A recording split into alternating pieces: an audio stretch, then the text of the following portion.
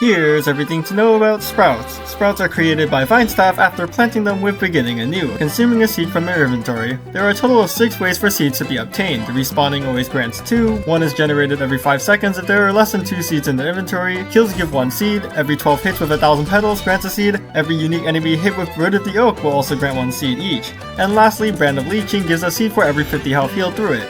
However, sprouts can also be created by Lotus of the Den, which spawns one at the position of every ally in range. Sprouts are objects that can be placed on any wall or floor within 300 studs of vine staff and are able to be destroyed as they possess health. Sprouts will passively grant vine staff 5% haste as long as she is within 50 studs of them, with a maximum of 30%. Whenever a new sprout is planted, it will pulse and grant 20 stacks of regeneration and 0.5 seconds of preservation to all nearby allies in a 60 by 60 stud block area. Vine staff herself will receive 20% less regeneration stacks. Sprouts have the special ability to stage up, increasing their healing capabilities.